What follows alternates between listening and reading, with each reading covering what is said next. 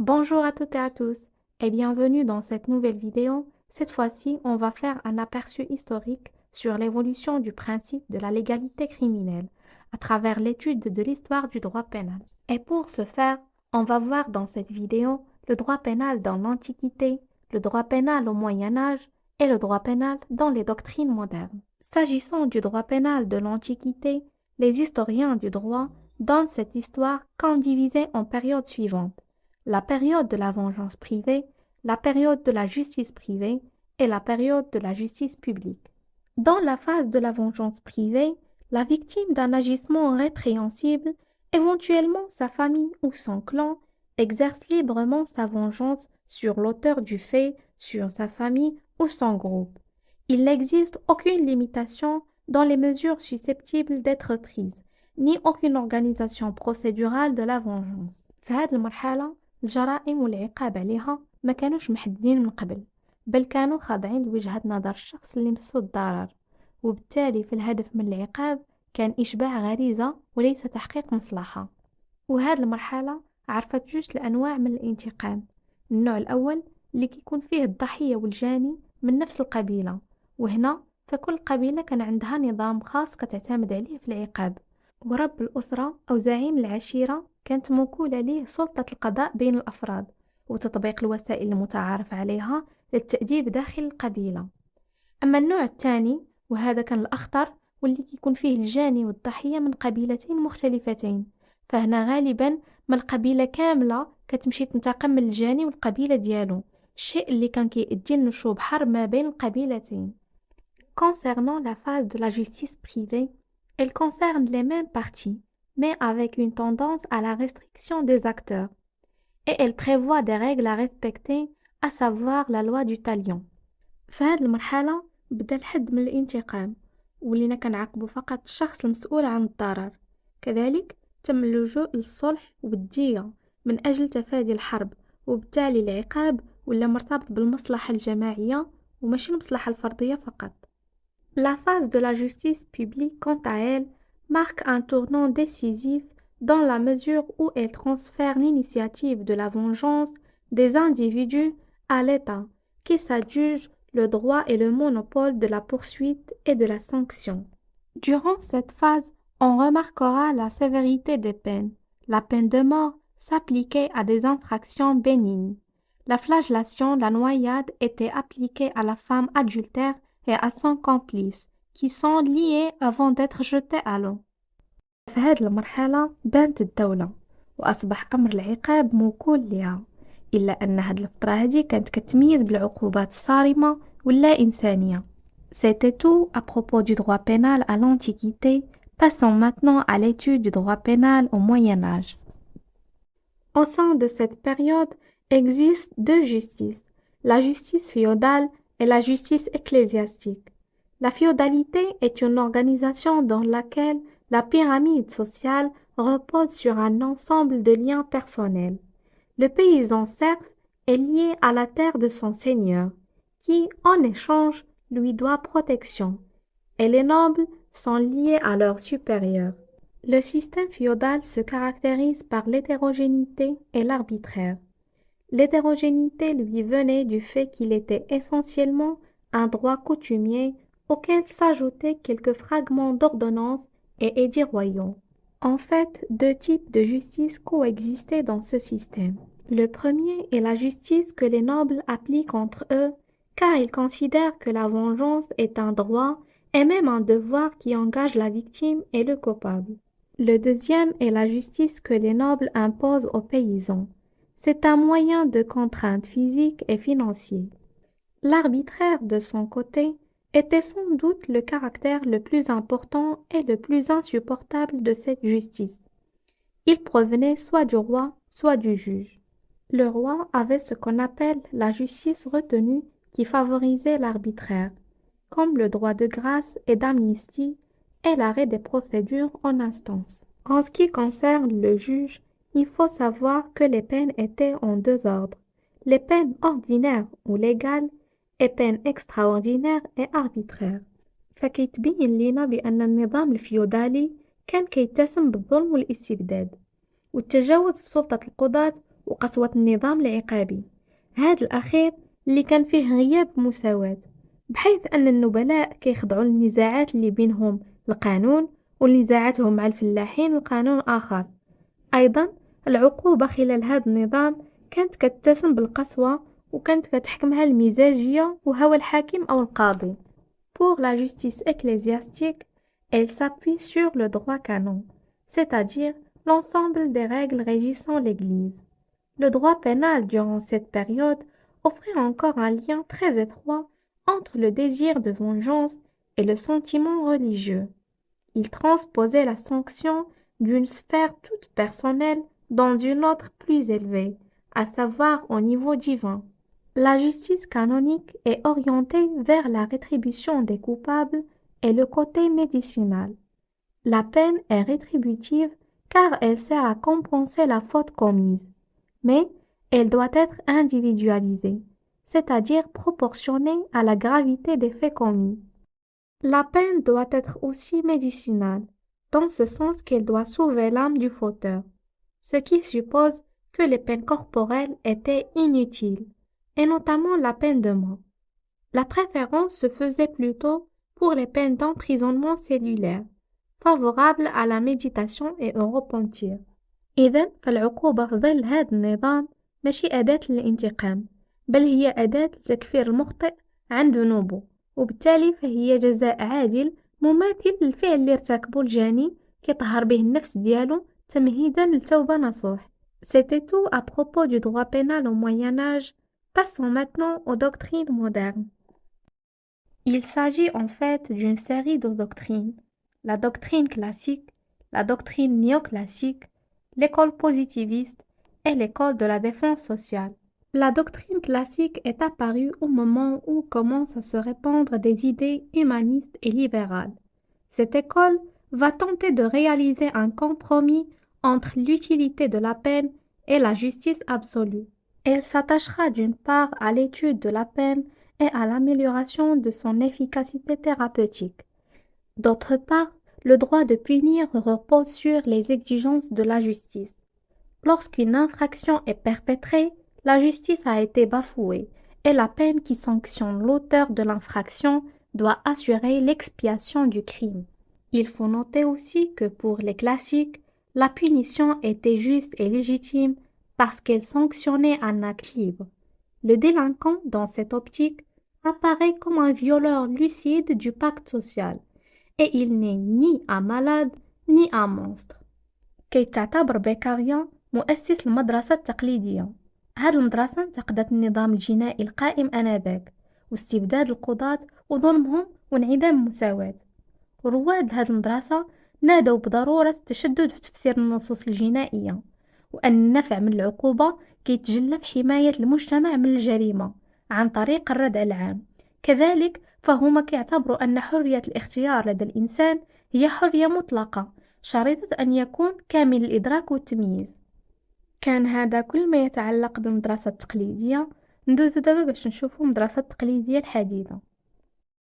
La doctrine néoclassique résume la synthèse entre les idées de la Révolution et celles de l'ancien droit dans cette formule célèbre. Punir ni plus qu'il n'est juste, ni plus qu'il n'est utile. C'est une combinaison de l'utilité sociale et de la justice morale. Pour parvenir à une peine juste, les néoclassiques insistent sur la nécessité de son individualisation. Et c'est en cela qu'ils se différencient essentiellement de l'école classique. Sans doute, tous les hommes sont-ils libres, mais tous ceux qui commettent le même crime ne sont pas identiques. Leur passé, les circonstances de commission de l'infraction, leur personnalité, leur sexe sont autant d'éléments qui différencient les individus. Outre son individualisation, la peine doit être utile, c'est-à-dire rétributive et amendante. في الوقت اللي رواد المدرسة التقليدية اعتبروا باللي حرية الاختيار عند الإنسان هي واحدة بالنسبة لجميع الأشخاص وبالنسبة لجميع التصرفات أو الأفعال، وبالتالي خاص تكون المسؤولية متساوية بالنسبة لجميع الجنات ويتعاقبوا نفس العقاب على نفس الفعل. رواد المدرسة التقليدية الحديثة قالوا باللي فعلا حرية الاختيار موجودة، ولكن ما يمكنش نقدروا العقوبات بكيفية جامدة ومتساوية بالنسبة للنوع الواحد من الجرائم، بلا ما ناخدو بعين الاعتبار شخصية الجاني، ظروف وملابسات اللي أثرت على السلوك نتاعو، واعتبروا باللي حرية الاختيار ضروري كتأثر بهذه الظروف وهذه الملابسات، الشيء اللي كيستلزم أننا ناخدوها بعين الاعتبار أثناء تحديد العقوبة. في الأخير من الضروري أننا نقرب بالفضل الكبير اللي شكلاته هذه المدرسة، بحيث سلطة الضوء على مبدأ تفريد العقوبة وتقرير حدين أدنى وأعلى للعقوبة، وكذلك تمكين القاضي من تمتيع الجاني بظروف التخفيف حسب ظروف النازلة. كان هذا كل ما يتعلق بالمدرسة التقليدية الحديثة. دابا غندوزو لإلقاء لمحة على واحدة من أهم المدارس اللي عرفها القانون الجنائي، وهي المدرسة الوضعية. Née en Italie et inspirée des méthodes expérimentales, la doctrine positiviste allait ouvrir des horizons fort importants au droit pénal et à la criminologie. Le positivisme pénal, illustré principalement par trois Italiens, César Lombroso, professeur de médecine légale, l'avocat et le professeur de droit Enrico Ferri, et enfin Garofalo, était lui magistrat. Les positivistes expliquent la criminalité et ses mécanismes par deux concepts. Le premier est le déterminisme. Le crime pour eux est le résultat inexorable de causes exogènes et endogènes. Pour Lombroso, le crime a une explication anthropologique. Pour Ferri, l'explication est sociologique. Le crime étant causé essentiellement par le milieu.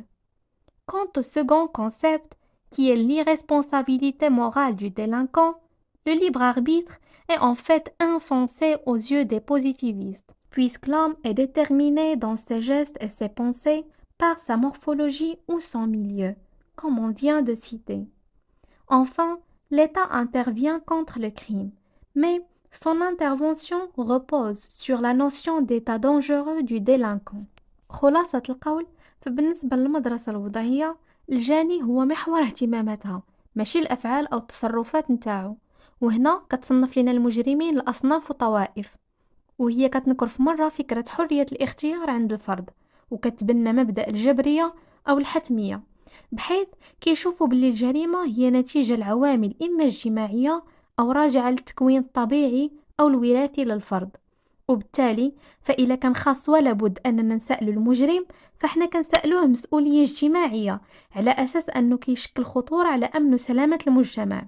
وهاد المدرسة كتهتم بالتدابير الوقائية اللي خاص تعتمدها الدولة لمنع الجريمة قبل ما توقع، وكيشوفوا بأن الغرض من العقوبة خاص يكون علاج الجاني وماشي الإيلام ديالو. ندوزو دابا لمدرسة الدفاع الاجتماعي، بالفرنسية l'école de la défense sociale. Pour cette école, il s'agira de défendre les délinquants contre la société qui les rejette. Sa politique se base essentiellement sur l'idée de la résocialisation. En fait, deux courants marquent cette école, la doctrine de Grammatica et la défense sociale nouvelle de Marc Ancel. La doctrine de Grammatica tendait à changer le système traditionnel par un système dit de défense sociale, dont le but était d'éliminer les notions d'infraction, de délinquant, de responsabilité et de peine. Elle entendait les remplacer par des notions comme l'antisocialité, le subjectivisme et les mesures de prévention ou mesures curatives. Président de la chambre honoraire de la Cour de cassation, Marc Ancel donne l'importance à l'individu et non à la société. Est-ce en vue de sa résocialisation? En fait, la défense sociale nouvelle ne rejette pas l'idée de la responsabilité morale. Il est nécessaire d'étudier la personnalité de chaque délinquant afin de pouvoir le traiter et à ce sujet peuvent être utilisées des peines comme les mesures de sûreté. الدفاع الاجتماعي هو تعبير قديم وكانوا كيقصدوا به حماية المجتمع من أي عنصر ضار، وبالتالي كانت كتم التضحية بالمجرم في سبيل المصلحة العامة بدون ما نحاولوا نفهموا علاش ارتكب فعل جرمي أو نحاولوا نساعدوه باش يكون إنسان سوي ويرجع يندمج في المجتمع. ومع تطور القانون الجنائي بدا تعبير الدفاع الاجتماعي كياخد واحد المعنى موسع.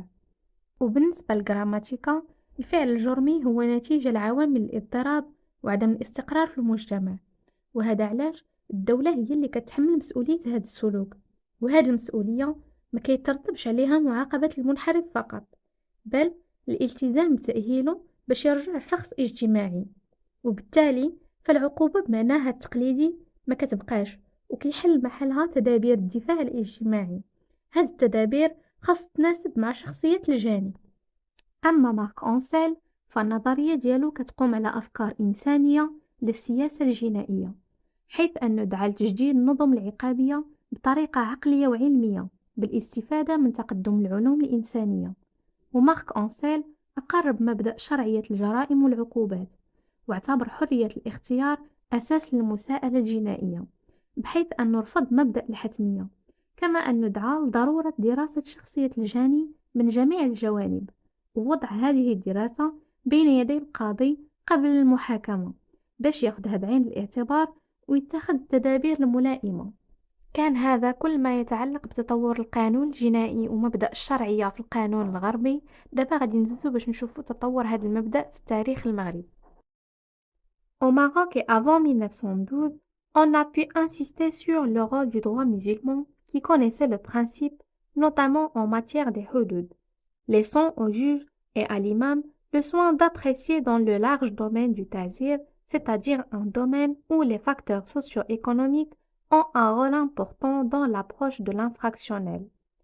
Mais il faut sans doute rajouter le rôle de la coutume, dont les alloirs ou autres manifestations extérieures étaient une garantie contre l'arbitraire de la jma'a ou de son chef. في المغرب قبل 1912 أي قبل الاستعمار أو ما يصطلح عليه بعهد الحماية، كان مبدأ الشرعية موجود كل من القانون الإسلامي اللي كان بقوة في مادة الحدود، بحيث أن في الحدود كان القاضي ملزم بتطبيق عقوبات معينة على جرائم معينة. أما في التعزير فما كانش فيه شيء محدد، وإنما كان موكل لاجتهاد الإمام أو القاضي. بالنسبة للاكوتوم أو العرف فمبدأ الشرعية كان كيتجلى في الألواح اللي كانوا مرجع في الأحكام ديال الجماعة، بالإضافة لأعراف أخرى كانوا كيعتمدوا عليها ناس القبائل. Après 1912, le protectorat introduira le principe de la légalité, mais le limitera à ses ressortissants et aux ressortissants étrangers dont les pays avaient renoncé aux capitulations. Le Dahir de 1953, instituant un code de la justice makhzen, conservera le principe, mais le contexte politique en diminuera la valeur. C'est la loi fondamentale du 1961 qui consacrera le principe repris par le Code pénal unifié de 1962 dans son article 3. في الأخير كانت هذه خلاصة لتطور مبدأ الشرعية في المغرب وفي العالم الغربي. كنتمنى ما نكونش طولت عليكم، ومن هنا الفيديو أخرى إن شاء الله كنقول لكم كوراج et à bientôt.